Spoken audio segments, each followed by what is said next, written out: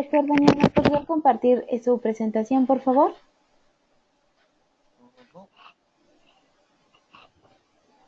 Listo, muchísimas gracias, doctor. Muy buenos días, queridos idontonautas. Les saluda su amiga Diana Montoya desde el aula virtual de inteligencia dental. El día de hoy con una interesante conferencia patrocinada por nuestros queridos amigos de COA Internacional y Septodon. Es un gusto para mí presentarles a Fernando Flores, gerente de ventas y marketing de Septodon en México, Guatemala y Costa Rica. Muy buenos días, Fernando. Bienvenido. Muchas gracias, Diana. Igualmente, muy buenos días para ti y para todos los que nos hacen el favor de acompañarnos esta mañana, tanto en nuestro querido México como también en los muy queridos países hermanos de Latinoamérica. En este último, pero no por eso menos importante, webinar de julio, que fue nuestro mes del manejo del dolor, en el que una vez por semana hemos estado disfrutando de excelentes exposiciones acerca de estos importantes medicamentos de uso diario en el consultorio dental. Al igual que tú, también doy la bienvenida a todos los idontonautas y septodontistas que nos acompañan el día de hoy, tanto por la plataforma de inteligencia dental como por las redes sociales de Facebook y de YouTube. El webinar que les presentaremos en unos momentos más es patrocinado por nuestros queridos amigos de COA Internacional y de Septodont. Es para mí un gusto presentarles al doctor Daniel Chavarría Bolaños, quien en unos minutos más nos estará impartiendo el tema Evidencia reciente del uso de articaína en odontología. Al igual que los conferencistas que el mes pasado y que durante nos están compartiendo su experiencia, el currículum vitae del doctor Chavarría es amplio. Sin embargo, voy a permitirme leer los puntos más relevantes, entre los que destacan los siguientes. El doctor Daniel Chavarría cuenta con una licenciatura en odontología por la Facultad de Odontología de la Universidad de Costa Rica del 2000 al 2006. En el 2008 realizó una pasantía en endodoncia en la propia Facultad de Odontología de la Universidad de Costa Rica. Del 2008 al 2009 realizó una maestría en endodoncia en la Facultad de Estomatología en la Universidad Autónoma de San Luis Potosí, en México. En el 2011 se certificó como especialista en endodoncia por el Consejo Mexicano de Endodoncia. En el 2012 tuvo una equiparación del grado de maestría académica en endodoncia por la Universidad de Costa Rica en San José, Costa Rica. En 2013 obtuvo un reconocimiento como especialista en endodoncia por el Colegio de Cirujanos Dentistas de Costa Rica. Y de lo más reciente que el doctor Daniel ha realizado es del 2010 al 2014 un doctorado en Ingeniería y Ciencia de Materiales en la Universidad Autónoma de San Luis Potosí, en México. Hizo la defensa de su tesis doctoral el 3 de abril del 2014. Y posteriormente, un segundo doctorado del 2011 al 2015, este doctorado en Ciencias Biomédicas y Farmacéuticas por la Universidad de Liège, en Bélgica. Y la defensa de su tesis fue el 17 de marzo del 2015. Doctor Daniel, sin más, te cedo los micrófonos y dejo a nuestra muy querida audiencia contigo. Bienvenido y mucho éxito. Bueno, buenos días a todos. ¿Sí se escucha bien? Se escucha. Ok, perfecto. Muy bien, buenos días. Un gusto poder estar con ustedes el día de hoy y poder compartir un poco de lo que es la evidencia disponible en un tema tan apasionante como la anestesia local, específicamente con lo que es la molécula articaína. Bien, como lo decía ahorita Fernando, me ha tocado trabajar un poco con diferentes instituciones, principalmente a nivel de lo que fue la preparación como especialista en endodoncia allá en México, en la Universidad Autónoma de San Luis Potosí, y también allá en lo que fue la ciudad de Lieja, en Bélgica, donde trabajé con el grupo del doctorado en ingeniería, perdón, de ciencias biomédicas y farmacéuticas. Ahora, recientemente, ya que me volví a reincorporar como docente y como investigador acá en Costa Rica, trabajo allá en la Universidad de Costa Rica, en lo que sería la Facultad de Odontología, y además participo como investigador del Laboratorio Nacional de Nanotecnología. Esto principalmente allá en lo que es la ciudad de San José.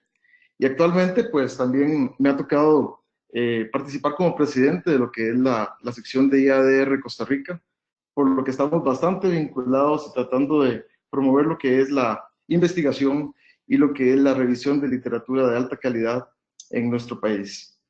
Bien, fíjense que acá en Costa Rica hemos hecho bastantes esfuerzos por mejorar un poco, por cambiar un poco lo que es el abordaje y el entendimiento del dolor orofacial y el dolor dental específicamente. Esto que estamos viendo acá es una imagen del grupo que tenemos en nuestra universidad. Es un grupo de reciente desarrollo. Es un grupo destinado específicamente al énfasis en dolor orofacial. Contamos con la participación del doctor Andrés Cervantes, especialista en dolor, del doctor Jorge Oviedo, de nuestras dos fisioterapeutas, por supuesto, nuestros estudiantes. Y muy importante también, el abordaje interdisciplinario, donde han participado desde psicólogos clínicos, psiquiatras, especialistas en cirugía, tratando de darle una comprensión mucho más profunda al tema de dolor. Y esto incluye, por supuesto, lo que son bloqueos anestésicos y el comprender las diferentes moléculas que tenemos disponibles.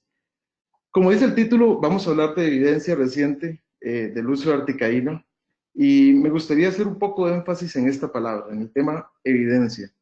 Si nos vamos a lo que son las fuentes de evidencia que tenemos en odontología, tenemos que entender que siempre vamos a defender un abordaje de toma de decisiones donde lo más importante va a ser garantizar seguridad y eficacia para nuestros pacientes. Siempre que trabajamos en un marco de odontología basado en la evidencia, siempre que nuestras decisiones clínicas buscan que el paciente comprenda, que el paciente sepa lo que va a suceder y que nosotros podamos reproducir lo que hemos escuchado de otras personas, pues eso va a garantizar mucha seguridad y hasta cierto punto también va a mejorar lo que es el éxito de nuestro tratamiento.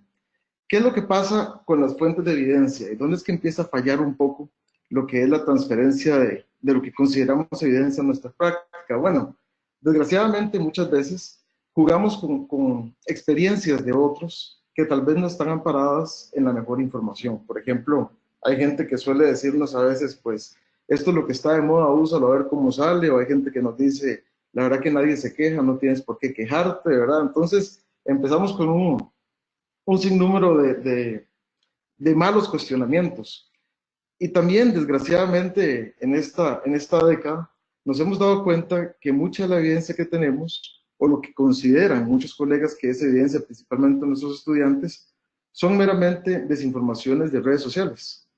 Entonces, antes de entrar en el pánico y antes de empezar a pensar en situaciones que en realidad no deberían de preocuparnos, pues tenemos que replantearnos de dónde viene la información. ¿Ok? Vamos a ver esta jerarquía, esta pirámide, que siempre es muy importante recordarla a la hora de abarcar un tema clínico como este. Y vamos a recordar que todo lo que está abajo, todo lo que son reportes de caso, todo lo que son trabajos en animales, son la base para el desarrollo de investigaciones más fuertes. Sin embargo, siguen siendo una base, pero no son argumentos fuertes para poder tomar una decisión clínica. Que los reportes de casos son importantes, por supuesto que sí, es importante saber qué está pasando en el día a día en la práctica clínica, pero no necesariamente van a ser una justificación para poder decidir entre un tratamiento y otro. De igual forma, ciertos estudios observacionales de seguimiento, tanto prospectivos como retrospectivos, van a ayudarnos mucho a comprender cómo se comporta una molécula que ya está disponible en el mercado, que ya está disponible en la práctica clínica, pero al final de cuentas nos quedamos con la punta de esta jerarquía y vamos a comprender que todo lo que tenemos que implementar en nuestra clínica, de preferencia, tiene que estar basado en buenos ensayos clínicos, en buenas revisiones de literatura y en buenos metaanálisis. Bien, entonces vamos a profundizar un poco entonces en el tema de evidencia con respecto a lo que es articaína. Fíjense que cuando los amigos de Septodont y de COA me hicieron la invitación para este webinar, entonces lo primero que toca hacer es ofrecer pues una buena evidencia e irnos a buscar en fuentes de literatura qué tanta literatura hay disponible sobre el uso de articaína. Y fíjense qué interesante, todavía hasta este domingo teníamos que si poníamos como keyword la palabra articaína en el buscador de PubMed, encontramos que hay 685 artículos disponibles a lo largo de la literatura odontológica. Es decir, tenemos entonces 685 publicaciones donde nos arroja inmediatamente el tema, la palabra articaína. Otra parte interesantísima es observar que la primera publicación, al menos incorporada en PubMed, aparece en el año de 1974. Y si vamos a tomar todo lo que son las publicaciones globales de articaína, vemos que 57% han estado en manos de revistas dentales. Eso habla muy bien, porque estamos viendo que puede ser una molécula que principalmente ha estado en manos de colegas odontólogos su entendimiento.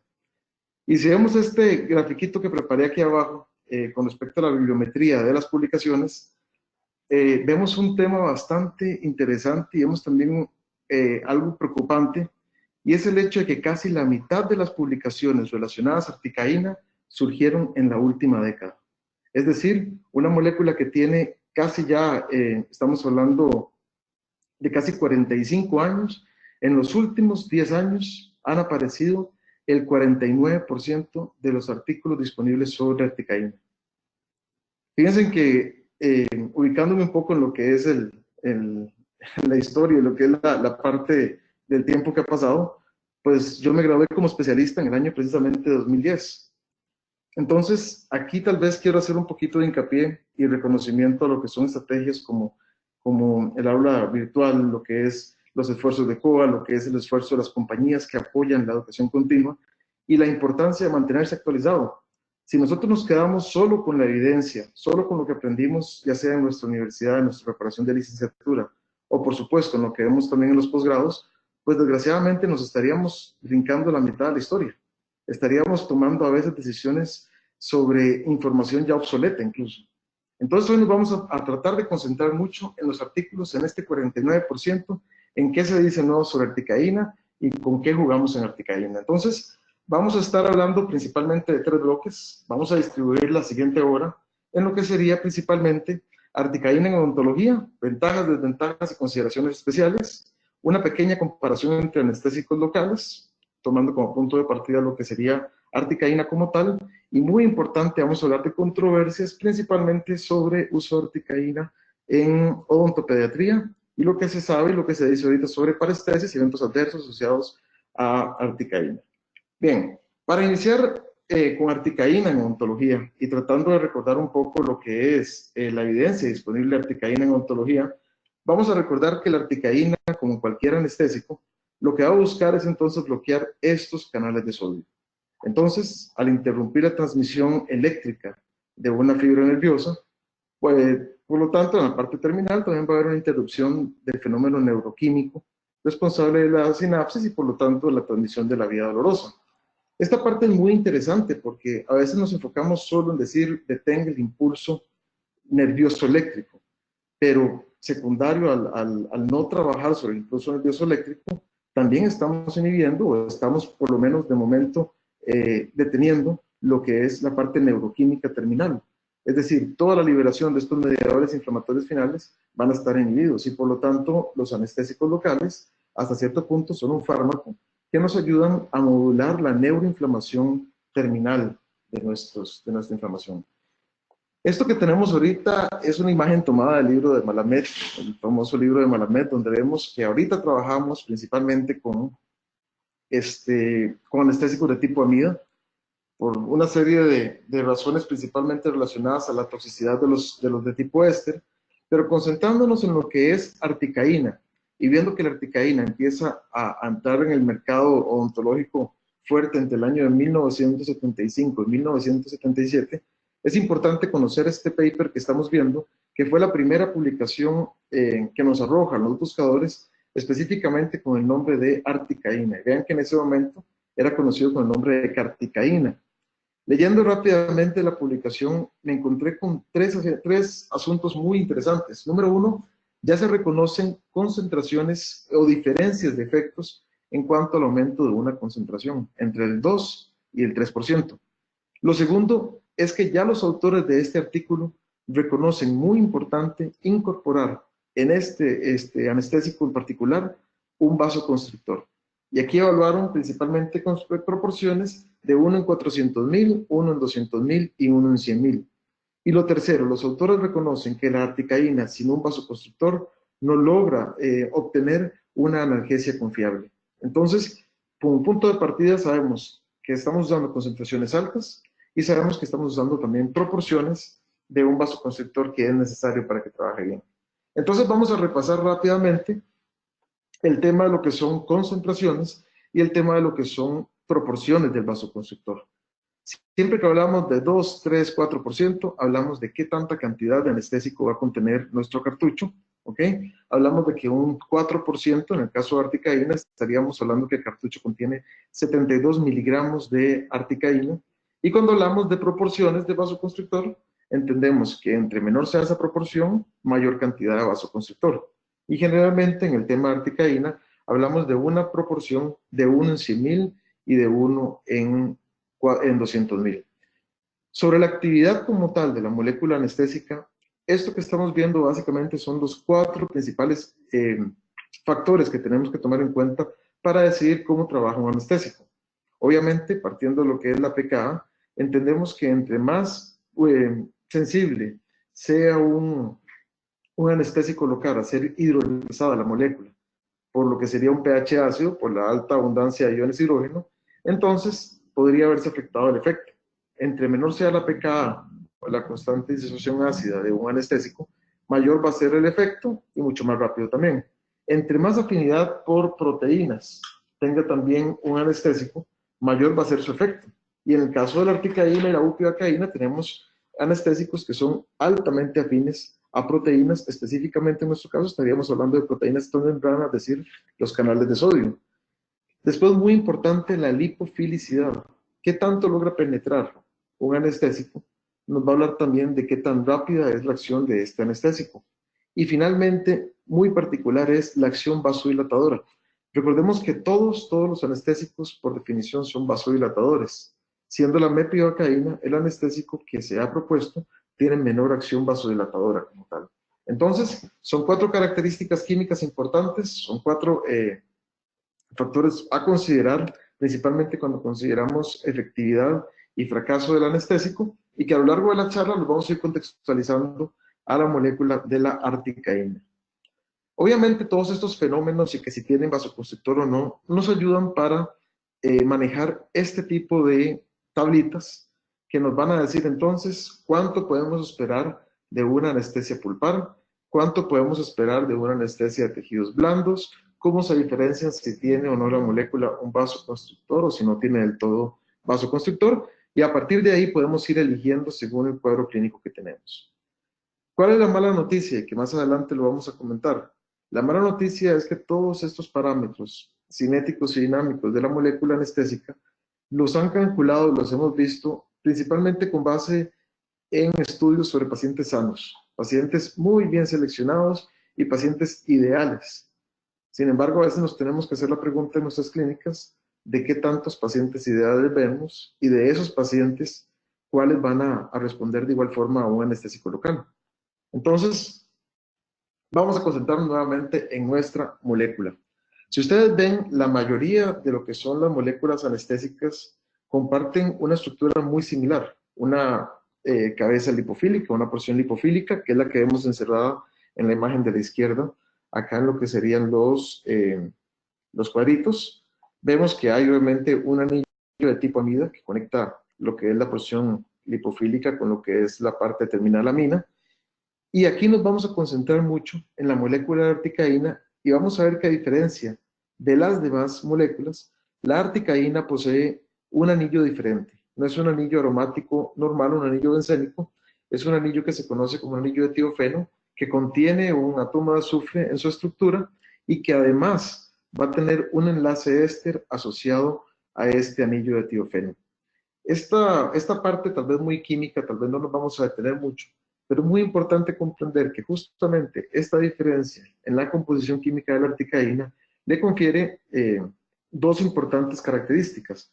Número 1, tiene una mayor penetración ósea. La molécula de todas las que tenemos disponibles es la que ha demostrado una mayor capacidad de penetrar tejidos óseos. Y segundo, también tiene una alta metabolización de la molécula dentro de lo que sería el torrente sanguíneo. A diferencia de los demás anestésicos de tipo amida, que casi que estrictamente dependen de un metabolismo hepático, la articaína sí va a comenzar su metabolismo y cambiar de articaína a ácido articaínico a nivel de lo que sería el torrente sanguíneo. Por lo tanto, el metabolismo es mucho más temprano y eso le confiere cierto grado de seguridad a la molécula también. Hablemos específicamente de las presentaciones con que contamos en Latinoamérica. Básicamente vamos a encontrar lo que sería una articaína de 72 miligramos de cantidad, es decir, del 4%, y vamos a encontrar cartuchos de 1 en 100.000 y de 1 en 200.000. Esta parte siempre es interesante conversarla, porque siempre la vemos, siempre se nos olvida y siempre se nos hace un colocho en la cabeza respecto a cuánta cantidad de cartuchos puedo poner y cómo se calculaba esto. Pero fíjense en que cuando vemos los numeritos y lo vamos partiendo punto por punto, no llega a ser tan complicado. Si vemos que básicamente en articaína se permiten por día la administración de 500 miligramos y entendemos que un cartucho tiene 72 miligramos, entonces dividiendo esa cantidad máxima entre lo que contiene un cartucho, entenderíamos que básicamente tenemos capacidad para infiltrar 6 cartuchos de anestesia en un paciente de manera segura. Si pasamos a la parte del vasoconstrictor, vemos que un paciente puede soportar por día o podemos administrar por día aproximadamente 200 microgramos de lo que sería epinefrina. Entonces, obviamente un cartucho de 1 en 100.000 que contiene 18 microgramos nos permitiría aplicar hasta 11 cartuchos según el vasoconstrictor. Y si es un cartucho 1 en 200.000, podríamos administrar hasta 22 cartuchos. Entonces, ¿qué es lo que manda aquí en función de la seguridad del paciente? La mínima cantidad posible. Tenemos entonces una segunda limitante para articaína, un límite de hasta 6 cartuchos día para aplicación en procedimientos más largos, y más adelante vamos a hablar un poquito sobre ese límite de 6 cartuchos. Sin embargo, hay dos preguntas muy interesantes que usualmente me hacen los estudiantes, y es respecto al 2 y 4%. ¿Por qué anestésicos altamente concentrados respecto a un 4%? ¿Y por qué mepivacaína y por qué lidocaína, por ejemplo, son anestésicos que sí podemos utilizar al 2%? Resulta ser que sí tenemos estudios que han dicho o que han demostrado que en realidad hay muy poca diferencia entre realizar procedimientos entre el 2 y el 4% de articaína. Sin embargo, cuando tenemos una concentración inferior al 4%, lo que se sacrifica un poco es la duración del efecto de la articaína. Entonces, la gran mayoría de evidencia ha partido del entendido que tenemos que tratar de trabajar con concentraciones de 4%. Recordemos que tomando aparte lo que sería mepivacaína y lidocaína, el otro anestésico disponible en el mercado con la capacidad que presenta una concentración similar va a ser la prilocaína. Es una molécula diferente que también está altamente concentrada y que no va a presentar muchas de las ventajas que sí presenta la articaína. Respecto a lo que es vasoconstrictor, es un tema muy interesante, respecto a la seguridad. Y fíjense ustedes que la mayoría de evidencia disponible dice que en realidad, en eficacia como tal, considerando la eficacia, como vemos en el primer estudio, en cirugía de terceros molares, o en el segundo estudio, para hacer meramente infiltración, para evaluar la efectividad, no hay una diferencia entre usar una molécula 1 en 100.000 y 1 en 200.000 respecto a la efectividad. Recordemos, eso sí, que el añadir un vasoconstrictor va a localizar el efecto del anestésico en la zona de infiltración, número 1. Número 2, va a revertir ese efecto vasodilatador de la molécula anestésica como tal. Y número 3, que es muy importante, evita que hayan sangrados profusos en la zona en que estamos aplicando el anestésico. Si recordamos que la articaína tiene un alto metabolismo sanguíneo, entonces el uso del vasoconstrictor es mandatorio para retrasar un poco ese metabolismo y que la molécula no se inactive, digámoslo así, de manera rápida. Lo que sí es curioso, y lo vemos en este segundo artículo, es que las diferencias entre 1 en 100.000 y 1 en 200.000 en realidad son muy pocas en cuanto a efectividad y tiempo de trabajo. Y si vemos el primer cuadrito, este que estamos observando acá, definitivamente articaína sin epinefrina no es un anestésico que pueda presentar las características de otras moléculas que sí disponemos en el mercado sin el vasoconstrictor. Respecto a lo que son cambios hemodinámicos en pacientes sistémicamente comprometidos, este tercer artículo nos recuerda que lo que sería articaína 4%, 1 en 200.000, fue incluso comparable su seguridad a lo que son estándares de concentraciones normales de pacientes infiltrados con lidocaína. Entonces, nada más como para ir haciendo un poquito lo que son las conclusiones de la charla, vamos a recordar, si pacientes han demostrado cierta sensibilidad o no toleran correctamente los vasoconstrictores, tratemos de usar proporciones lo menos concentradas posibles, serían principalmente proporciones de 1 en 200.000, y si esperamos trabajar un poquito más de tiempo, esperamos un sangrado profuso, sería preferible ahí sí considerar proporciones de 1 en 100.000. Respecto a lo que son infiltraciones, fíjense en que sí hay estudios que han evaluado entre infiltrar 1 versus 2 cartuchos, sí hay un aumento de lo que es la efectividad. Pero también se ha observado que entre más infiltremos en la misma zona, también hay un aumento de dolor postoperatorio. De hecho, se ve una diferencia importante entre poner 1 y 2 cartuchos en lo que es el postoperatorio y el dolor en la encía después de 3 días. Tal vez aquí nada más como recomendación, la principal, digamos, la gran cantidad de artículos disponibles sobre la evaluación del dolor postinyección dicen que el uso de los diferentes anestésicos en realidad no hay una diferencia real entre usar una molécula y otra y lo que es el dolor de inyección. Sin embargo, el infiltrar principalmente tejidos mandibulares, sí se ha visto que hay mayor cantidad de dolor postoperatorio cuando usamos concentraciones al 4% de articaína. Entonces, no es de asustarse, es algo pasajero, pero tal vez sería importante recordarle al paciente que en la zona de inyección puede haber algo de molestia y protegerlo idealmente con alguna INE o con algún medicamento para que el paciente no vaya a tener mayor dolor postoperatorio. La otra parte interesante es este segundo artículo que nos recuerda precisamente lo que hablamos anteriormente. No hay mayor diferencia entre lo que es 1 y 100.000. Veamos aquí nuevamente cuando lo que estamos evaluando es la eficacia anestésica, ¿ok? Eficacia anestésica que se está evaluando mediante el uso principalmente de pulpovitalómetros, ¿ok? Vamos a pasar a la segunda parte y vamos a hablar un poquito de lo que sería comparación. Ya vimos las bondades de articaína, ya mencionamos un poco lo que era las grandes bondades de lo que es penetración en tejidos mandibulares, de lo que es una molécula que metaboliza en sangre, lo que es la seguridad respecto a una menor cantidad necesaria incluso, o preparaciones disponibles con menor cantidad de vasoconstrictor. Vamos a hacer ahora una pequeña comparación. Las comparaciones entre moléculas son muy diferentes, principalmente cuando usamos diferentes modelos de investigación. Y esto es muy importante que veamos esta imagen, porque si lo que queremos anestesiar son tejidos blandos, no podemos extrapolar esta información a lo que serían procedimientos clínicos que involucren la manipulación de tejido óseo o tejido pulpar.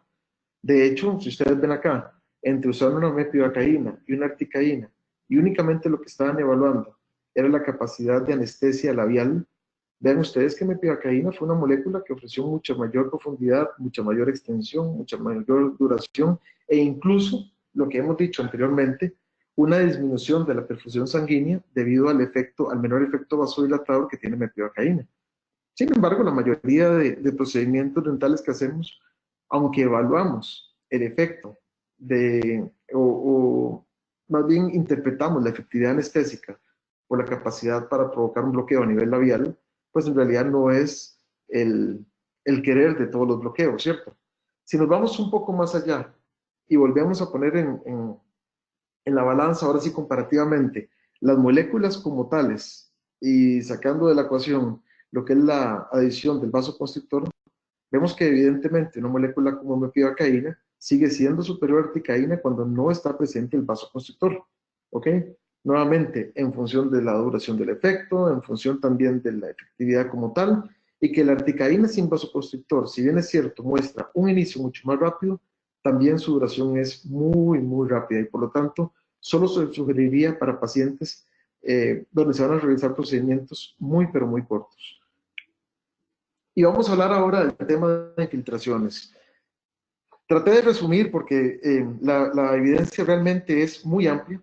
Vean aquí que se van a evaluar las infiltraciones no en función del tratamiento que se va a realizar, sino específicamente en su capacidad para provocar anestesia pulpar.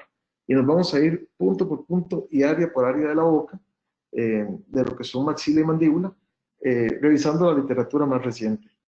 Entonces, en la parte maxilar, este artículo nos recuerda que en realidad la diferencia de la efectividad entre articaína y lidocaína en la parte anterior, en realidad es muy poca.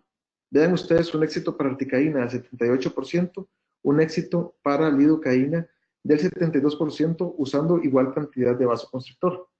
Cuando nos vamos acercando a áreas donde podemos estar presente una mayor corticalización del hueso, vemos que la diferencia se va haciendo más evidente.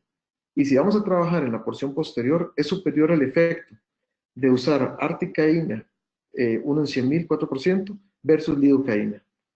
Si nos vamos a la parte anterior, a la infiltración en la región anterior mandibular, vemos que de igual forma, ahí sí, la mayor capacidad de penetración que tiene articaína demuestra una mayor efectividad en comparación con lidocaína. Y muy curiosamente, este estudio nos dio pie a otro tipo de investigaciones que más adelante discutiremos, donde se dice que si vamos a trabajar en la zona anterior mandibular, debido a la alta corticalización de este hueso, es recomendable incluso colocar un poco de articaína en la parte vestibular y otro poco en la parte lingual. Respecto a lo que son bloqueos mentonianos, la mayoría de los artículos nos dice de igual forma que hay una mayor posibilidad de lograr un bloqueo desde lo que sería lateral hasta lo que serían los premolares cuando usamos articaína y no cuando usamos lidocaína. Y específicamente en lo que son las comparaciones de una anestesia, pulpar del primer molar mandibular, solo realizando una infiltración de articaína, vemos que definitivamente hay un aumento entre lo que es el efecto obtenido con articaína 4% versus lo que se puede obtener con lidocaína. Este artículo, publicado en el Journal of Endodontics, es de particular importancia cuando tratamos de decir, bueno, es que obviamente va a ser más efectiva la articaína porque venía al 4% y la ponen a pelear contra una pobrecita lidocaína que estaba al 2% y obviamente por ser el doble va a ser más fuerte.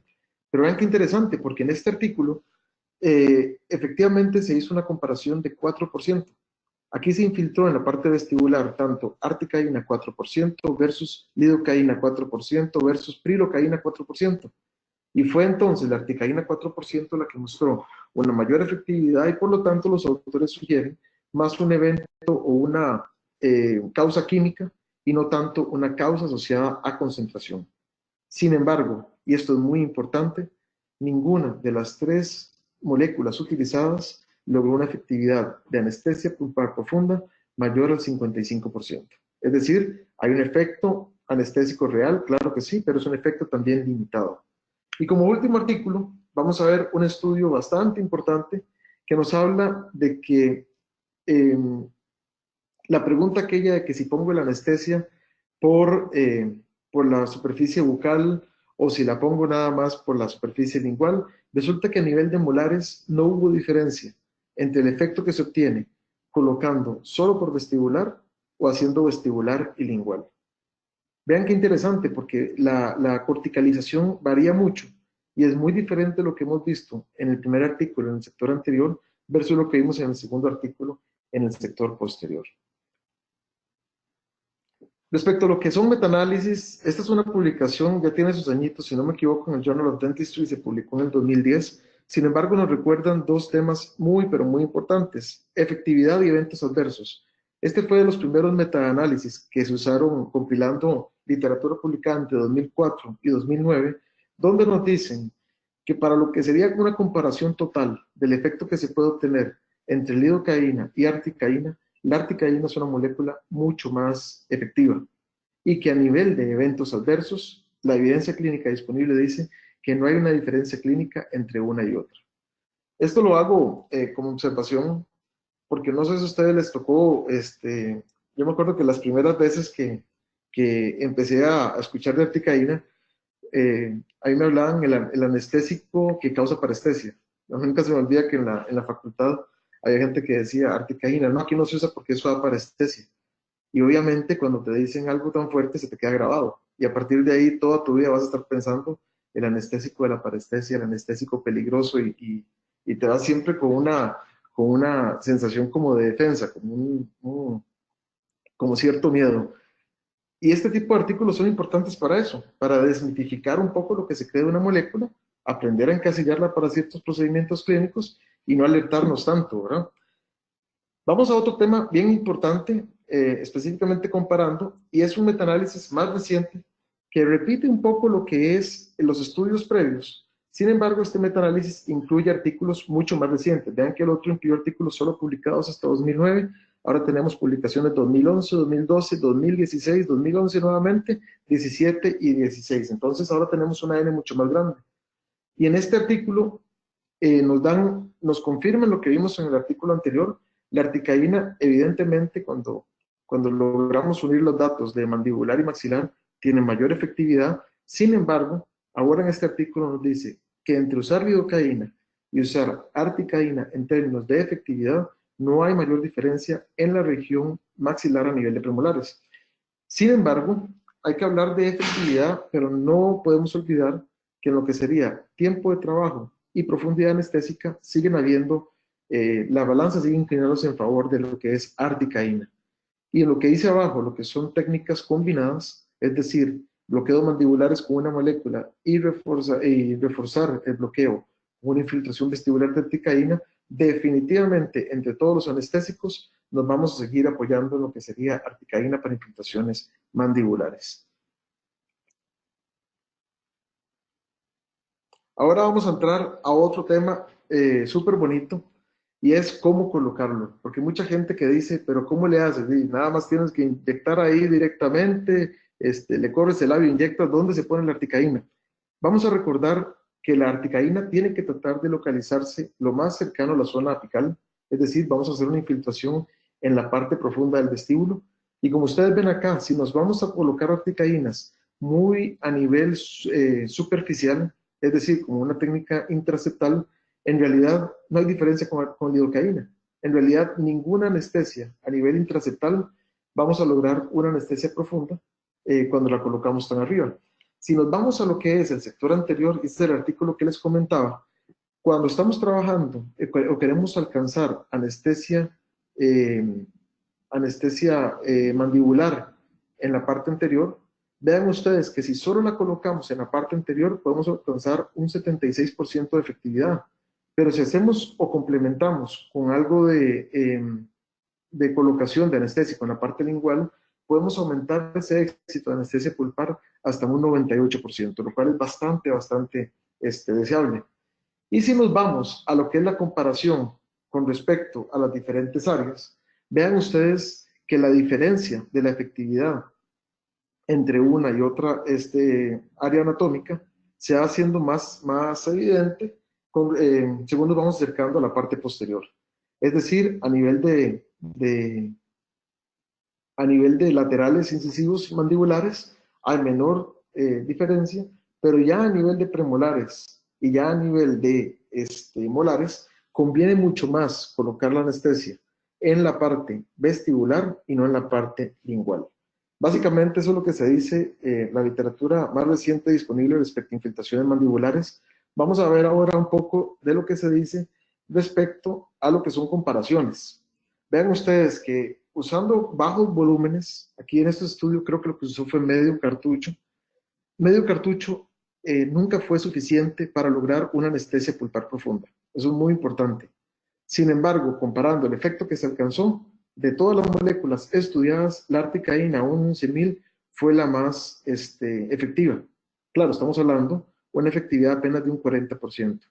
¿Eso qué nos recuerda? Que si bien es cierto nosotros podríamos usar menores volúmenes cuando queremos titular el efecto anestésico como un complemento para el bloqueo del nervio inferior inferior, tenemos que recordar que en algunos pacientes sí va a ser necesario usar un cartucho completo. Esto obviamente de la mano, como ya lo mencionamos anteriormente, que a mayor cantidad de volumen, mayor dolor postoperatorio. Entonces, ¿qué hacemos? ¿Usamos uno, usamos medio, usamos dos? Todo depende de cada caso clínico. Si vemos que el paciente con medio cartucho fue suficiente, perfecto. Si vemos que no alcanzamos el efecto anestésico que queríamos, podemos complementar con otro segundo cartucho y explicar que puede haber mayor molestia en la encía vestibular en comparación con los demás anestésicos. La otra pregunta importantísima, si es suficiente para hacer extracciones de piezas mandibulares molares.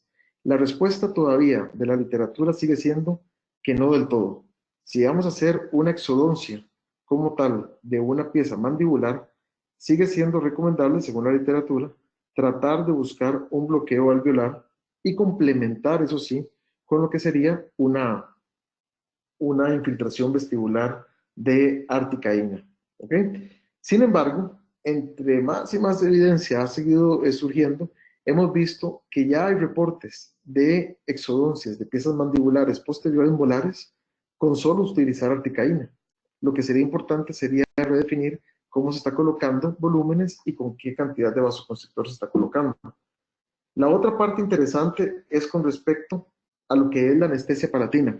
Y fíjense que este artículo se me hizo interesante porque es un artículo realizado en animalitos, en lo que serían conejos, y en este artículo lo que se hacía era colocar la articaína únicamente en la parte bucal eh, maxilar superior y esperar para evaluar cómo iba difundiendo la articaína desde la parte vestibular hasta la parte palatina.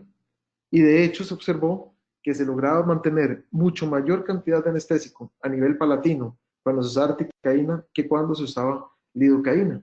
Claro, como les dije al principio, la evidencia de animales pues no puede ser tan extrapolable. Brincamos entonces a lo que es evidencia en humanos y nos encontramos con este artículo donde se dice que cuando un paciente va a ser sometido, por ejemplo, a un raspado dializado radicular, un tratamiento periodontal en la mucosa palatina, con solo hacer una infiltración de articaína en la superficie bucal, obtenemos hasta un 90% de efectividad en la superficie palatina sin necesidad de un bloqueo palatino. Incluso vean ustedes que para hacer un levantamiento de colgajo palatino, también obtenemos una efectividad no tan alta como simplemente el raspado, pero bastante alta.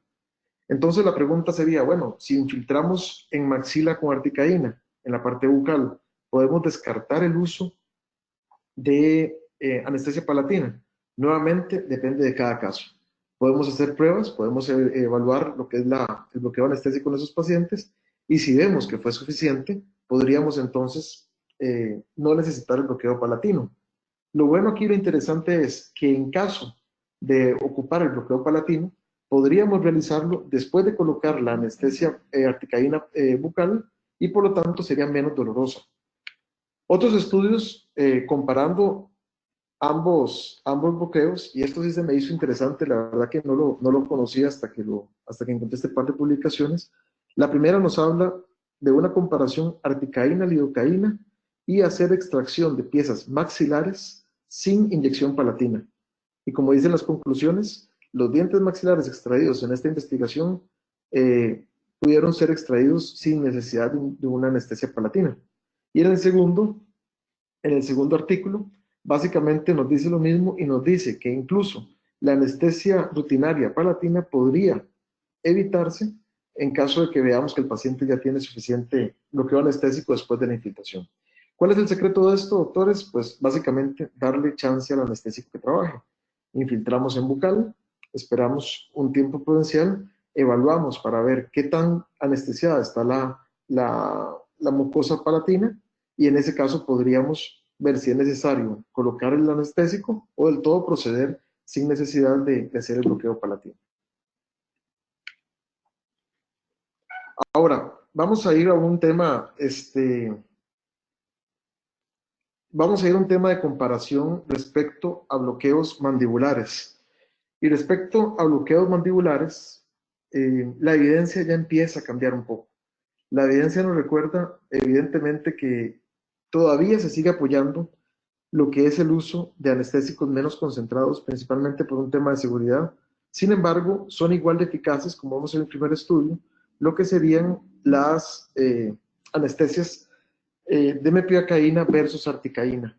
De hecho, en este segundo artículo, y volvemos otra vez al tema de lo que son infiltraciones mandibulares, aquí incluso se evaluó colocar la inyección y le ponen como down injection, colocan la aguja 30 segundos y no inyectan nada. Y esto para comprobar en sí la eficacia de la articaína cuando se infiltra en la mucosa vestibular. Les decía que todo esto es muy bonito y todos los estudios que les presenté comparten la misma debilidad. Y la debilidad más grande de ver estos estudios es precisamente que son estudios hechos en pacientes ideales. Son estudios realizados en pacientes que desgraciadamente llegan por voluntad propia al consultorio, no vienen previamente inflamados, son pacientes que lo que les hacen es colocarles un pulpovitalómetro, hacer diferentes lecturas, ver cómo la anestesia, perdón, cómo el tejido pulpar dejó de responder, etcétera, pero no es la realidad de nosotros. Desgraciadamente, cuando tenemos pacientes que ya vienen con dolor y son pacientes que vienen previamente inflamados, el panorama cambia drásticamente. Parte de eso fue lo que publicamos, estuvimos discutiendo en un artículo de la Asociación Dental Mexicana hace ya casi 4 años, donde hay 4 puntos importantes para entender por qué se comporta diferente un anestésico. Obviamente hoy no vamos a profundizar en el tema de fracaso porque es un tema bastante amplio, pero sí es importante recordar, número 1, ¿cuál fue el diagnóstico previo de ese diente que queremos alcanzar el bloqueo mandibular, el bloqueo anestésico, principalmente recordando que no es lo mismo anestesiar una pieza dental sana versus una pieza afectada? También recordar que no es lo mismo hacer un procedimiento de emergencia, tal vez un paciente que tuvo trauma, que tiene alta vascularidad en la zona, versus un procedimiento menor como la preparación de una carilla o de una corona. También muy importante, no es lo mismo una infiltración maxilar en la zona mandibular, perdón, en la zona premolar, que hacer una infiltración en la zona mandibular posterior. Y lo más importante, la condición del dolor previo al tratamiento. No tanto por la alta liberación, la alta concentración de neurotransmisores en la zona que queremos trabajar, sino principalmente también por la percepción y la parte subjetiva de cómo el paciente va a interpretar lo que vamos a hacer. Entonces, no podemos descartar todo esto. Ya cuando vamos a temas específicos de cómo evaluar la efectividad anestésica con respecto a lo que sería un paciente que viene previamente inflamado, vean ustedes que la prueba labial es tal vez de las menos capaces de predecir éxito anestésico. Incluso haciendo una prueba térmica después de hacer el bloqueo, pues según este estudio que publicamos hace un par de años, vemos que el 67% de los pacientes decían no sentir la prueba al frío, pero apenas un 46% de los pacientes no sintieron molestia a la hora de manipular pulpa. Entonces, cuando hablamos de pulpitis irreversible, cuando hablamos de dolor preoperatorio, inflamación preoperatoria, definitivamente y desgraciadamente para los que nos dedicamos a endodoncia, las reglas cambian totalmente. ¿Ok? Entonces, vamos a ver qué dice la literatura un poco respecto a articaína y este tipo de cuadros. La literatura nos va a recordar que definitivamente en casos de pulpitis irreversible, de lo mejor que se puede hacer para aumentar, solo manipulando anestésicos, de lo mejor que se puede hacer para manipular la efectividad del anestésico es infiltrar articaína 4% después de realizar un bloqueo alveolar inferior. Y este estudio de 2012 nos dice algo muy importante para tener en cuenta.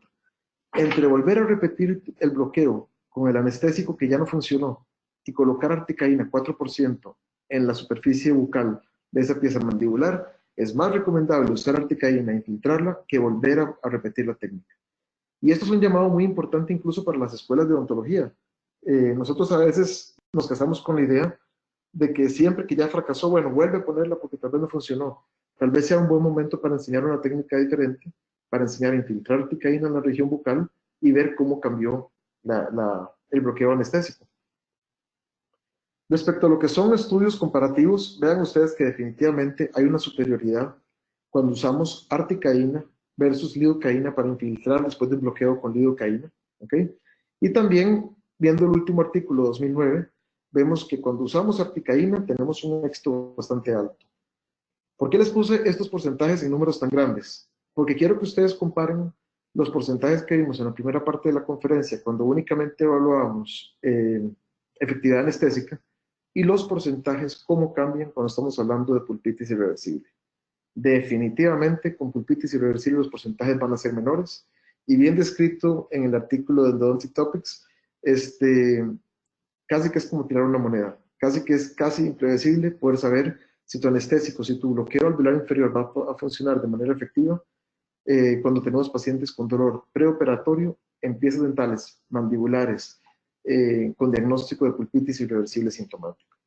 De hecho, valdría la pena enfocarnos solo en lo que son bloqueo alveolar inferior y ver buenísima revisión publicada ahorita en enero de 2009 en el International Endodontic Journal, donde nos recuerdan que solo considerando todavía lo que son los bloqueos, haciendo una comparación estrictamente sobre los bloqueos, todavía sigue siendo la metivacaína con epinefrina la molécula más efectiva.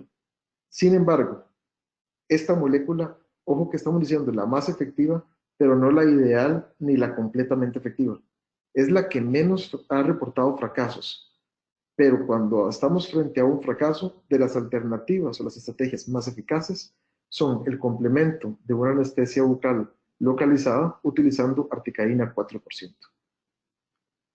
Vamos a cerrar el tema de lo que es la comparación y los análisis. Entonces, reconociendo, vamos a ponerle no desventajas, sino limitaciones. 4 limitaciones que pueden llevar a no el uso rutinario de articaína, o 4 condiciones que son muy puntuales en realidad, que son como las excepciones de por qué no puede utilizarse siempre articaína. Número 1, el número limitado de cartuchos. Obviamente para ciertos cirujanos que les gusta utilizar mayores volúmenes o bloqueos repetidos de anestésicos durante cirugías múltiples, por ejemplo, en la cirugía de los 4 terceros molares en un ambiente clínico, tal vez la articaína no sea el medicamento de elección. O también, tal vez mi recomendación sería no casarnos con una con otra. Tal vez podemos hacer una combinación y decir, bueno, voy a empezar trabajando primero en la parte maxilar, por ejemplo, pongo los bloqueos con una molécula, hago infiltraciones bucales con articaína y tal vez a nivel maxilar aprovecho la articaína y también trabajo con articaína. Los segundos son pacientes previamente inflamados, específicamente pulpitis irreversible. Los bloqueos se recomiendan todavía seguir realizando con mepivacaína y complementando con un bloqueo, bucal con articaína 4%. Lo tercero sería no descartar el metabolismo sanguíneo de la molécula cuando estamos infiltrando zonas altamente irrigadas o inflamadas. Entre más sangre en la zona, entonces mayor va a ser el metabolismo sanguíneo de la articaína y podría cortarse su tiempo de acción. Entonces, tal vez ahí, obviamente, tratar de utilizar proporciones mucho más altas, de 1 en 100,000. Y finalmente, recordar que si el paciente del todo tiene contraindicado el uso de vasoconstrictores, entonces la articaína no es la molécula de elección.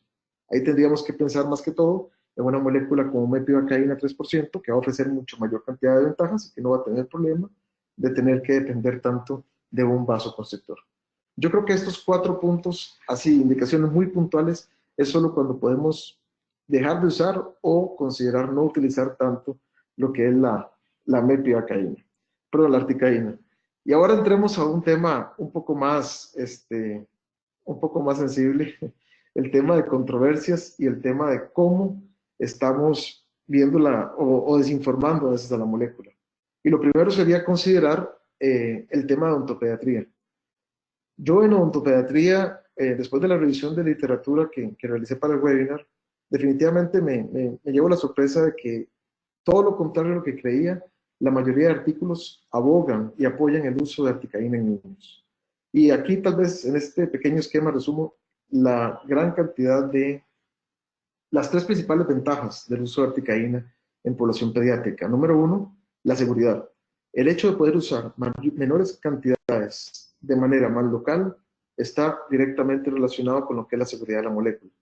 Número 2, se ha demostrado que cuando usamos articaína requerimos de menor cantidad de anestésico. Y número 3, también una disminución importante en la cantidad de bloqueos mandibulares. Hay que recordar que cuando estamos hablando de paciente pediátrico, estamos hablando de que la cortical ósea, que es precisamente nuestro gran talón de Aquiles cuando queremos buscar infiltraciones mandibulares, nuestra cortical ósea es mucho más pequeña todavía, no hay un desarrollo cortical tan importante y por lo tanto es mucho mayor la efectividad de este tipo de moléculas. A nivel de molares maxilares, como lo dice el primer artículo, en realidad no hay una diferencia entre hacer un bloqueo superior con lidocaína o simplemente infiltrar en la pieza dental que queremos anestesiar articaína al 4%. ¿Cuál es la diferencia en este primer artículo? Que al hacer un bloqueo tenemos mayor anestesia de tejidos blandos y hay un mayor riesgo de trauma postoperatorio en el paciente pediátrico que está bastante anestesiado. El segundo artículo nos habla, porque a veces viene la controversia de que es que, bueno, fue para sacar un diente o fue para hacer una pulpotomía. ese segundo artículo que reúne tanto pacientes para exodoncia como para pulpotomía de molares temporales, vemos que en realidad no hay diferencia entre hacer un bloqueo del nervio alveolar inferior con lidocaína o hacer una infiltración bucal con articaína. Y finalmente, este artículo que nos dice aquí a la izquierda es recordándonos, eso sí, que en pediatría vamos a tratar de utilizar la menor proporción de vasoconstrictor posible. ¿Eso por qué? Porque recordando lo que vimos al principio de la charla, entre mayor sea la cantidad de vasoconstrictor, mayor también va a ser la duración del efecto anestésico. Y en pacientes pediátricos no queremos que anden anestesiados mucho rato y que anden ahí mordiéndose tejidos blandos. De hecho, me gustó como lo dicen estos autores, ellos dicen que de disponer de una concentración de 1 en 200.000 sería más que suficiente para lograr anestesia profunda en piezas dentales de pacientes pediátricos. Como ven, a nivel de pediatría, en realidad, la controversia es bastante, en realidad ya es mínima. La gente apoya definitivamente lo que es el uso de articaína en niños. Lo que sí hay que tener cuidado, y en eso hago un llamado a los que atienden población pequeña, es que los cálculos que normalmente hacemos en función del peso no pueden extrapolarse a una población pediátrica que se encuentra con problemas de obesidad. Cuando el niño ya está con un problema de obesidad mórbida, tenemos que replantearnos si las dosis, calculando peso, se están aplicando incluso dosis que podrían ser para un adulto. Y número dos, cuando atendemos niños con problemas de obesidad, desgraciadamente también va a haber un cierto bajo funcionamiento hepático. Entonces, el metabolismo de los anestésicos también se puede ver afectado. Mi recomendación es que si estamos ante un cuadro de obesidad mórbida, un niño que ya es bastante obeso, lo mejor sería incluso, ¿por qué no hacer una interconsulta con el pediatra antes de hacer los cálculos de estas dosis? Y para finalizar, el tema más controversial, que son las parestesias, vamos a ver un resumen de lo que son los datos publicados respecto a parestesias y uso de articaína. Vean ustedes qué interesante que en realidad hay muchos estudios que difieren entre sí en cómo se hizo la búsqueda, en lo que son principales reportes, pero si vamos viendo los números, vemos que la cantidad de eventos adversos reportados de articaína es muy baja. Vemos aquí 1 por cada 439.000, 1 por cada 550.000. De hecho, tenemos un estudio aquí abajo que habla de un caso reportado entre 4.159.848 aplicaciones. Y algo que se me hizo muy interesante es que la gran mayoría de las parestesias asociadas al uso del anestésico resolvieron de 1 a 18 días después. ¿Eso por qué? Porque vamos a entender que cuando hablamos de parestesias en odontología, vamos a tener que hacer una pequeña división entre lo que serían parestesias químicas o asociados a una irritación química local y parestesias, mecánicas. Las parestesias permanentes usualmente están implicadas, o como dice acá, principalmente a daños físicos de la estructura nerviosa. Lo que son parestesias transitorias tienen que ver muchas veces con soluciones anestésicas altamente concentradas. Y por eso es que la mayoría de reportes, como ustedes ven ahí, son para prilocaína y articaína, que son los anestésicos disponibles al 4%. Sin embargo, lo más interesante de estos números, y cuando vemos lo que se publica acá, es que cuando nos hablan de un caso por cada 480.000, de un caso por cada 1.000.000 de casos, entendemos que a veces sobredimensionamos lo que es el riesgo de sufrir una parestesia usando este tipo de anestésicos. De hecho, si ustedes leen la literatura asociada a parestesias, todo el mundo llega a la misma conclusión y nos dice, deberíamos de hacer investigaciones más grandes. Sin embargo, vean qué importante está este número. El ensayo clínico controlado más grande que se ha realizado en la historia con articaína incluyó a 1.325 pacientes. O sea, si tratáramos de buscar un ensayo clínico únicamente dirigido a tratar de encontrar ese caso de parestesia, sería prácticamente imposible. Tendríamos que hacer ensayos clínicos excesivamente grandes y, como lo dice este artículo, la incidencia es tan, pero tan baja que sería como hacer un ensayo clínico cuya única intención sería encontrar una aguja en un pajar. Entonces, las parestesias, hacemos una comparación entre una y otra, abundan más para articaína, pues hay mayor cantidad de reportes muchas veces, sí. La proporción que estamos viendo aquí es preocupante, definitivamente no.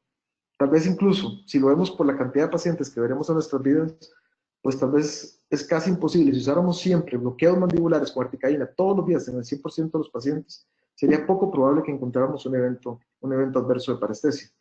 De hecho, si vemos rápidamente lo que dice este artículo, se me hicieron números bastante, bastante graciosos.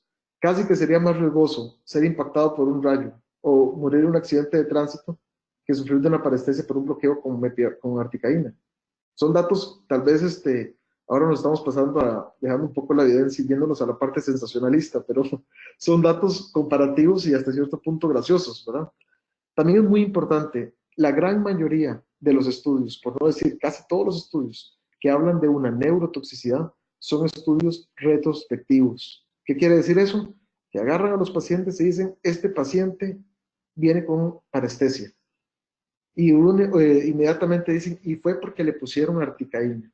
Pero no hay un análisis crítico de qué pasó en ese paciente además de la colocación de articaína. Fue un paciente que tuvo que manipularse bastante tejido a la hora de hacer una cirugía, fue un paciente que tenía alguna condición especial, fue un paciente que se le colocaron muchos cartuchos, hubo un descuido a la hora de colocar el anestésico, en fin, desgraciadamente creo que hay que tener cuidado en eso. Lo que sí la literatura sigue diciéndonos es que de preferencia, cuando hacemos bloqueos mandibulares y los vamos a hacer, tratemos de usar anestésicos que no sean tan concentrados. Entonces, nada más como una salvedad. De hecho, el enfoque prudente, como dice este artículo, sería evitar formulaciones con alta concentración para bloqueos trigeminales. Sino más bien podemos usar bajas concentraciones, 2-3% con metilarcaína o lidocaína, preferiblemente con metilarcaína, y apoyar con el uso de una infiltración local de una articaína al 4% cuando sea realmente necesario. Nuevamente, vamos a pensar acá en qué es lo que esperamos de nuestro anestésico. Porque si la idea con el anestésico es específicamente lograr cierto grado de anestesia para hacer una restauración, por ejemplo, tal vez nunca debemos de haber considerado el bloqueo del nervio alveolar inferior, muy diferente a una cirugía o a una exodoncia. Y para ir finalizando, vamos a ver este último artículo, un artículo publicado en 2017, bastante reciente, donde vuelven a retomar el tema, pero ya hablan sobre neurotoxicidad. Ustedes saben que cuando empiezan a aparecer reportes de parestesia y articaína, no hablaban en sí de la concentración o la técnica, hablaban de que era altamente neurotóxico. Y ahí sí, la nueva evidencia desmiente esto y nos dice algo muy interesante. La gran mayoría de los eventos adversos asociados a articaína son principalmente en operadores jóvenes. Desgraciadamente, los operadores entre más jóvenes pueden cometer mayor cantidad de accidentes y pueden abusar de mayor cantidades de volúmenes de anestésico. Y por ahí hay un factor que sí es importante. Después, la estrategia de búsqueda de cómo se han hecho estos números para publicar riesgo de parestesia difiere mucho hasta de cómo usamos la computadora para buscar los artículos. Vean ustedes, por ejemplo, que en este artículo de Garisto, evaluando la evidencia disponible por 11 años, encontraron que habían 116 casos de parestesia asociada a articaína. Pero en este artículo de Piccini, que nada más usaron 7 años, encontraron que habían incluso más casos asociados a lidocaína. Por lo tanto, hay que tener mucho cuidado cómo interpretamos la información. Lo que sí es que la evidencia tomada de estudios animales ha demostrado que en sí lo que es neurotoxicidad, la articaína incluso es menos citotóxica comparado con otras moléculas. Lo que sí se puede llegar a sospechar es que la articaína podría tener un mayor metabolismo enzimático local y producir entonces ciertos derivados de alcohol que pueden provocar esa neurotoxicidad. Sin embargo, este es de los últimos artículos que habla sobre neurotoxicidad y se dice que definitivamente en comparación lo que es neurotoxicidad, no hay una diferencia entre usar articaína o lidocaína. Para terminar, vamos a ver el último artículo que me encontré con este tema. Es un artículo publicado hace 3 meses con respecto a lo de si lidocaína o articaína poseen mayor riesgo para hacer un daño en pacientes en lo que es el nervio alveolar inferior. Y vamos a ver rápidamente los puntos claves del artículo. Número uno, hay que reconocer, hay que entender que la articaína es de los anestésicos que ha mostrado mayor popularidad incremental. Es decir, diariamente a nivel internacional es de los anestésicos que más se están usando. Y no se ha observado en la literatura un aumento de la incidencia o del reporte de eventos adversos asociados a la anestesia. ¿Por qué puede estarse dando esta situación? Bueno, evidentemente, porque entre más la gente está usando bloqueos locales, infiltraciones bucales, estamos usando menos cantidad de bloqueos del nervio alveolar inferior. Ahora que estábamos hablando de pediatría, pues si una de las causas de un evento adverso asociado al bloqueo es precisamente una mala técnica, pues tal vez ya con solo no tener que necesitar controlar el movimiento del paciente, del niño, a la hora de hacer un bloqueo, estamos aumentando la seguridad de la molécula. Lo del aumento, o perdón, la disminución de la neurotoxicidad es algo más que comprobado ya.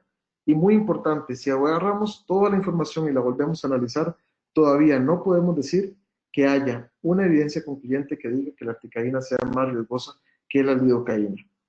Ahora estamos hablando de un montón de variables, pero en lo que es compilar la información, todavía no podemos hablar de mayor riesgo.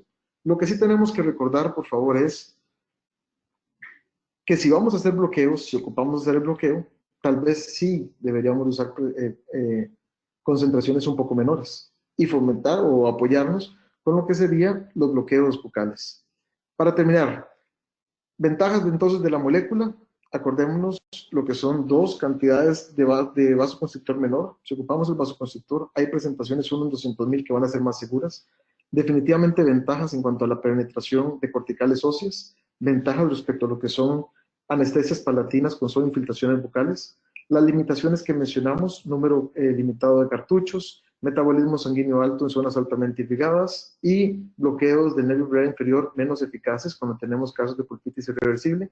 Recordemos que es una molécula altamente versátil que se está utilizando a manera de aplicación como bloqueos en diferentes áreas y cerremos diciendo que aunque las controversias son cuestionables, no son descartables. Es decir, no nos casemos con una ni con otra, tratemos de ir por las estrategias más seguras posibles.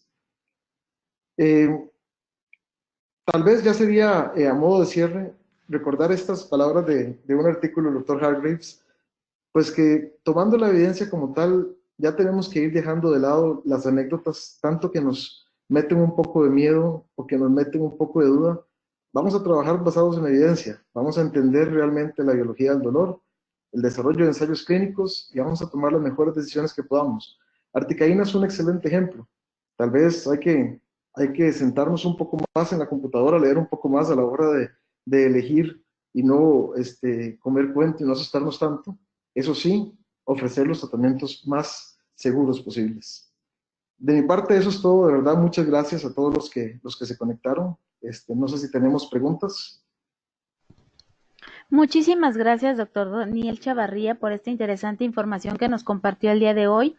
Agradecemos a nuestros queridos amigos de COA Internacional y Septodon, quienes patrocinaron esta interesante conferencia. Les recordamos, queridos idontonautas, que con su conexión en la plataforma GoToWebinar se acredita directamente su CADI y lo verán reflejado en máximo 48 horas. A quienes hacen favor de acompañarnos vía Facebook o YouTube, les pedimos por favor ingresar a www.inteligenciadental.com/CADI. Su constancia de asistencia digital del día de hoy podrán acreditarla con el número 836. Muchísimas gracias, doctor. Fernando, si te parece bien, continuamos con la sesión de preguntas y respuestas. Sí, cómo no, Diana, muchas gracias. Gracias. Y igualmente muchas felicidades al doctor Daniel Chavarría por esta extraordinaria conferencia y muy bien documentada, por cierto. Igualmente quiero dar las gracias a los más de 350 asistentes que esta mañana nos están haciendo el favor de acompañar. Los invito ahora a que pasemos a la sesión de preguntas y respuestas, iniciando con lo siguiente. La doctora Ninfa Verden simplemente comenta buenos días, saludos desde Asunción. El doctor Carlos Villegas, doctor, buenos días. En caso de necesitar anestesiar un molar inferior con pulpitis irreversible, ¿es más recomendado articaína o mepivacaína? En ese caso, yo le diría no confíe en ninguna. La verdad que en ese caso hay que valernos de todas las estrategias posibles. Como les comenté rápidamente, el tema de fracaso anestésico en casos de pulpitis es sumamente complejo.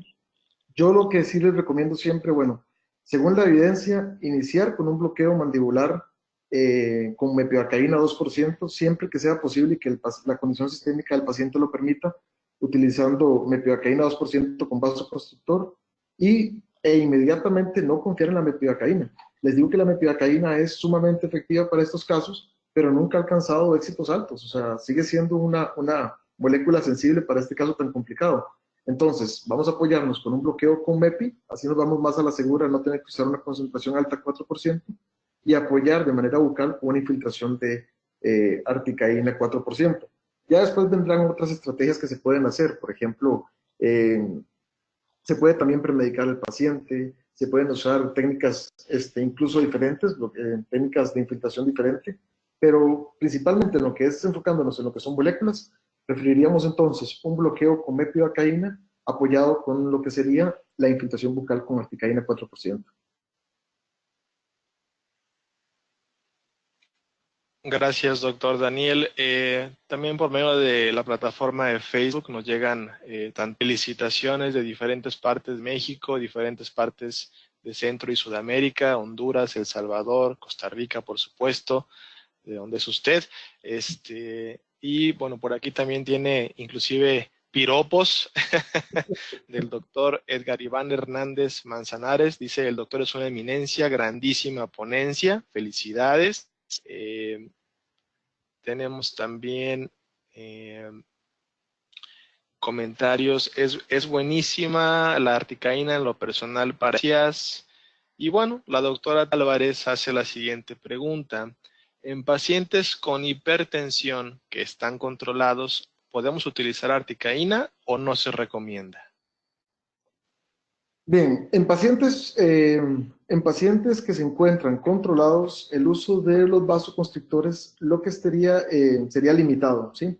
De hecho, en el libro de Malamet ustedes pueden encontrarse una tabla donde nos dice que en pacientes ASA2 podemos utilizar, pero menor cantidad de cartuchos por la concentración.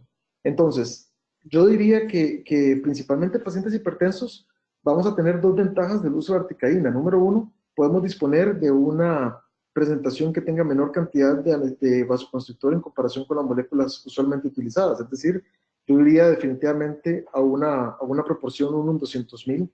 Número dos, al hacer una infiltración bucal, una infiltración vestibular, estamos localizando más la zona de infiltración y tenemos menor riesgo de hacer una infiltración equívoca en un vaso sanguíneo. Por lo tanto, la seguridad también va a estar aumentada.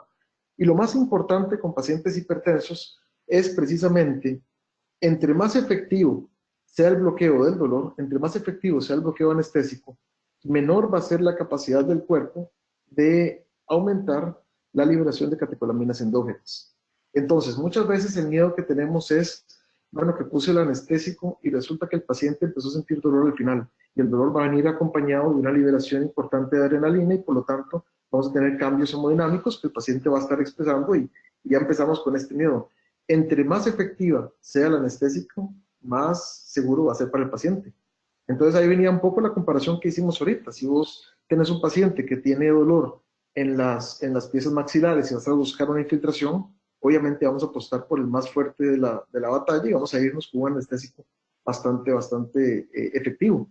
Aunque no parezca esa efectividad, entonces va a ser una seguridad indirecta. Todo lo que sea predecir o disminuir la posible liberación de catecolaminas endógenas va a ser seguro para el paciente. Entonces, pacientes hipertensos, nada más, obviamente, pacientes hipertensos que tengan visto bueno del médico, que estén controlados, podrían utilizarse preferencias bajas proporciones y más bien aumentaríamos la efectividad en anestésicos de alta penetración y por lo tanto va a ser mucho más seguro para el paciente. Gracias, doctor Daniel. El doctor Carlos Miranda comenta excelente ponencia y manda saludos desde Tecpan de Galeana, la primera provincia libre de América.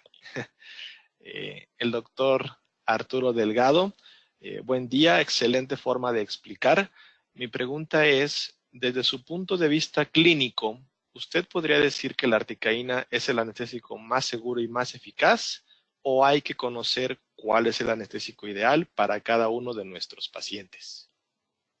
Es una excelente pregunta y fíjese lo que este, cuando me toca dar foros sobre el tema de anestésicos, muchas veces me gusta mucho que los mismos doctores respondan sus propias preguntas.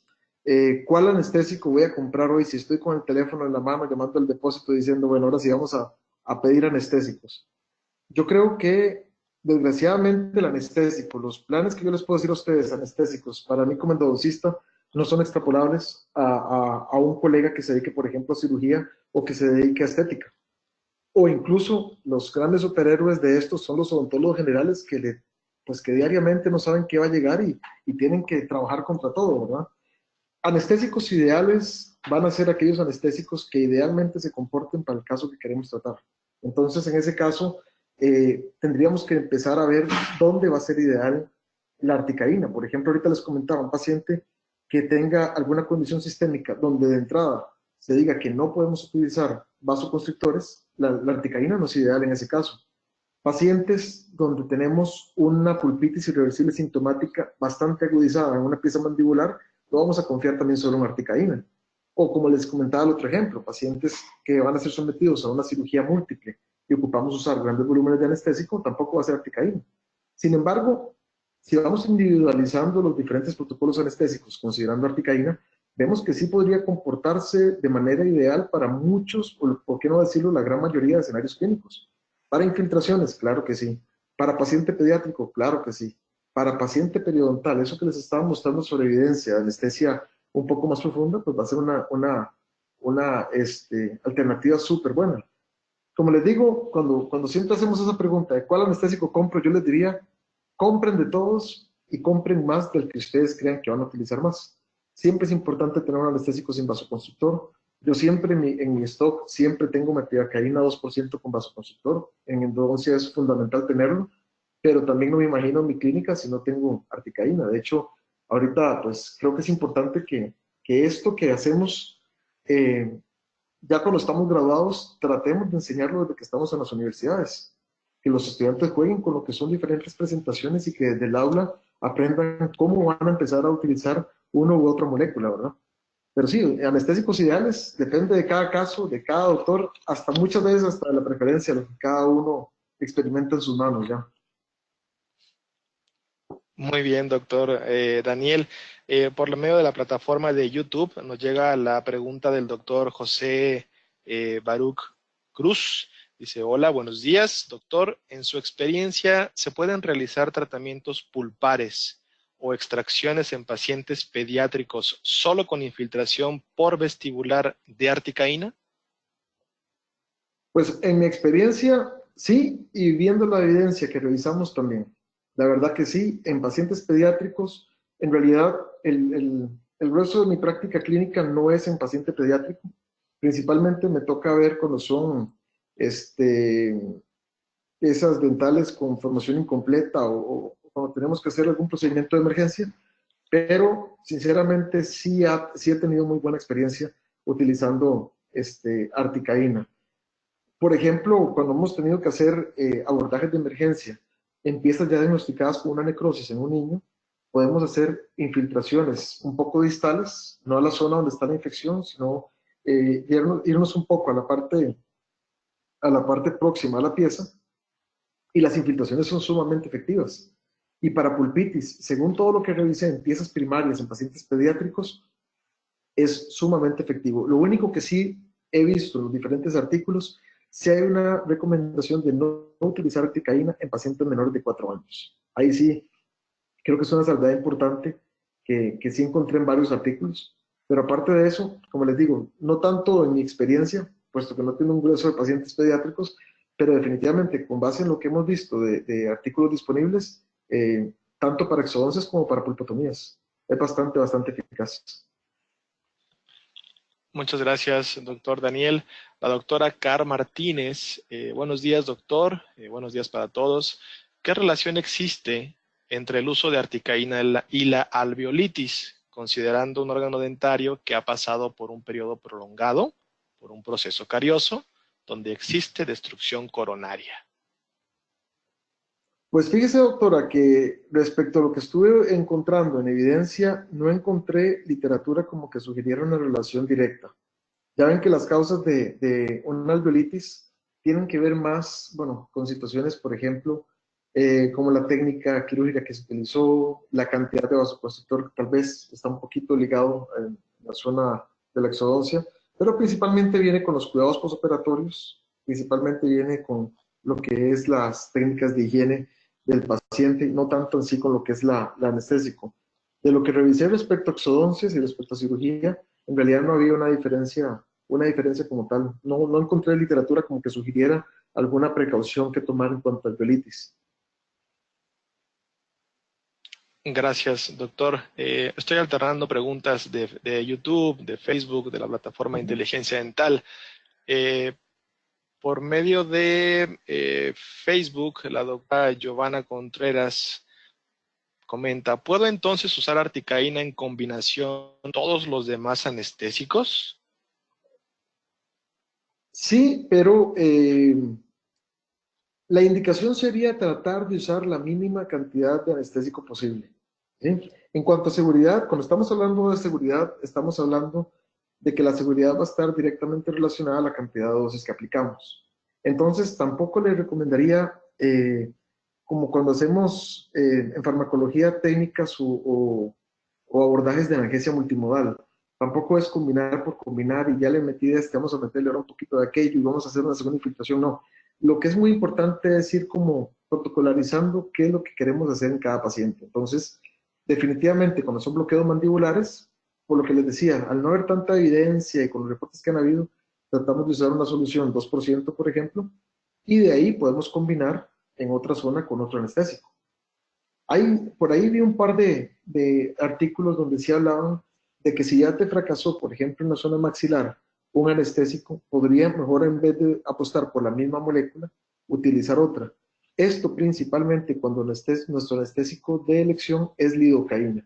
Ahí sí es cierto, si tú pusiste, por ejemplo, un cartucho de lidocaína y ya nosotros vamos viendo como que no fue el efecto que queríamos, como que no se está comportando de manera correcta, entonces tal vez ahí sí sería conveniente cambiar de molécula, no repetir la misma técnica que ya fracasó, cambiar de molécula y apostar por las propiedades químicas de la otra molécula. Entonces sí se pueden usar combinadamente, más que todo cuando estamos frente a un cuadro de fracaso anestésico. Tratemos de combinar no solo, como les digo, cuando combinamos estamos apostando por una diferencia principalmente química, pero también podemos variar un poco más el asunto y complementar con abordajes diferentes cinéticos. Es decir, si ya hice un bloqueo con 2% y no funcionó del todo, entonces ahora voy a hacer una infiltración bucal, por ejemplo, con articaína o una intraligamentaria incluso. Muchas gracias, doctor Daniel. El doctor Miguel Ángel Zamora, más que una pregunta, hace un comentario y he realizado cirugías de terceros molares retenidos con articaína 1 a 100,000 sin ningún problema de dolor y con un buen margen de efecto anestésico. Y jamás he tenido ningún síntoma de parestesia en el paciente. Un cartucho paradentario reforzado con un cartucho para alveolar. La doctora Erna Luisa Trampe Macedo, saludos desde Chiapas, México. Doctor, cantidad máxima a aplicar del anestésico articaína, ¿cuál es? Según lo que vimos ahorita, recordando nada más los valores, hablamos de que la dosis máxima de articaína va a ser de 500 miligramos al día, partiendo de que un cartucho 4% tiene 72 miligramos, hablamos de 6 cartuchos. 6 cartuchos es lo que es el límite que nos permite utilizar de anestésico. De acuerdo, muchas gracias, doctor. El doctor Andrés Fernández vía Facebook pregunta, estimado doctor, saludos, ¿qué efectividad ha evidenciado el uso de sustancias buffer para mejorar el medio en conjunto con el anestésico local? Muy, pero muy buena pregunta. Ese tema sobre tratar de controlar un poco lo que es la acidez local en la zona de inyección Es un tema que está súper de moda ahorita. De hecho, en lo que es específicamente con con articaína, solo encontré dos artículos, de hecho, donde dicen que sí hay un aumento de la efectividad. Ahorita lo que pasa mucho cuando usamos soluciones buffer, principalmente hay un sistema automático que se está probando, ya tiene ratillo de haber salido, creo que en Latinoamérica no es tan popular, que se llama el pH on Pharma, que lo que hace es una combinación in situ de lo que sería una solución de bicarbonato junto con el anestésico, tratando de modificar el pH local a la hora de inyectar. Se ha visto que sí puede aumentar, se ha visto que no garantiza un 100% de efectividad del anestésico. Es decir, cuando el fracaso anestésico se puede presentar, hay que entender que no es un fenómeno monocausal. Una importante razón podría ser la ionización del anestésico y por lo tanto, usando un buffer, podemos mejorar el cuadro. Principalmente, ante la pregunta del doctor, con articaína podríamos tener incluso mejor efecto del uso de buffer en comparación, por ejemplo, con mepivacaína, por el asunto de que la pKa de la mepivacaína es menor que la de la articaína. Entonces ahí podríamos tener mucho mayor ventaja. Sin embargo, la mayoría de estudios dicen que si bien es cierto, aumenta la efectividad, no garantiza el 100% del efecto anestésico. Para cuando tenemos fracaso anestésico, tenemos que apostar por otro tipo de recomendaciones. Pero sí, es un tema interesante. Les digo que con articaína creo que solo 2 o 3 artículos fue los que revisé, donde sí dicen que había un aumento. Esto de usar un buffer, principalmente para anestésicos con pKas más altas, es donde va a funcionar más, por ejemplo, con el caso de lidocaína incluso. Muchas gracias, doctor Daniel. Bueno, prácticamente estamos llegando a la hora y media de tiempo. Nos llega una pregunta por medio de YouTube, la cual es: hola, buen día, soy el doctor Ismael. Mi pregunta es: ¿está indicado usar articaína en pacientes diabéticos? Con pacientes diabéticos, si el paciente no tiene un perfil glicémico realmente estable o no está bien controlado, tal vez ahí la indicación es en función del vasoconstrictor. Insisto, articaína, las presentaciones que tenemos disponibles en América Latina, en su gran mayoría no tengo conocimiento de que haya sin vasoconstrictor, pero el problema que puede llegar a presentarse cuando usamos vasoconstrictores es precisamente que puede aumentar los niveles de glicemia durante el procedimiento. Ahí entramos con una situación un poco compleja, porque si el paciente siente dolor, el aumento de catecolaminas endógenas también va a aumentar la liberación, los niveles de glicemia en el cuerpo. Entonces también tenemos como que jugar con ese vaivén. Si el paciente está controlado, no habría mayor problema. Si el paciente no se encuentra del todo controlado, pues antes de cualquier anestésico, lo mejor sería la interconsulta, ¿verdad? Para tener la autorización. Tal vez sería más que todo en función de cuál es el vasoconstrictor y la proporción que se vamos a usar. Volvemos a lo mismo.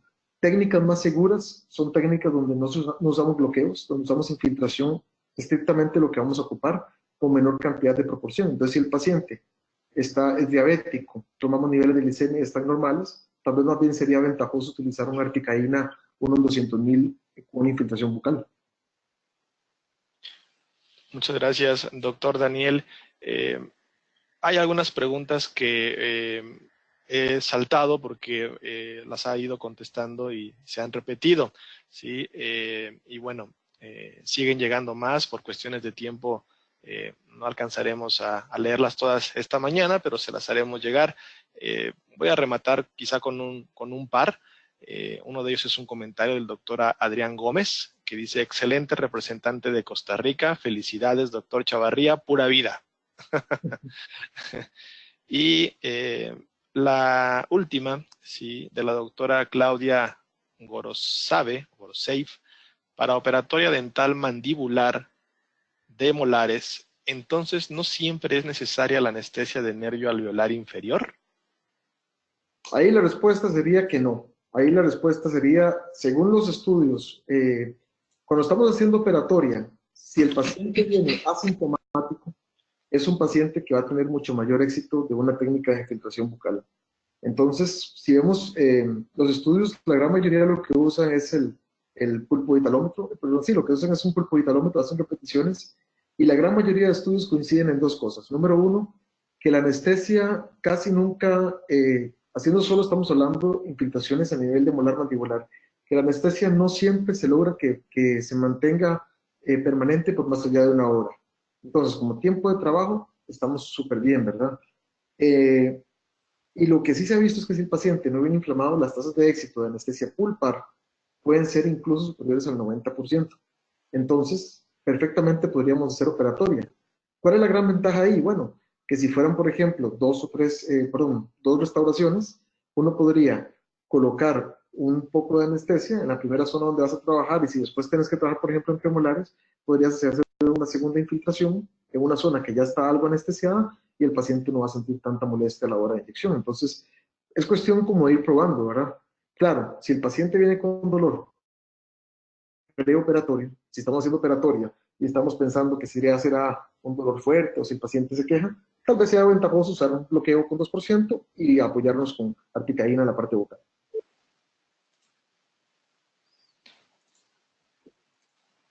De acuerdo, doctor. Muchas gracias. El resto de las preguntas que por cuestiones de tiempo.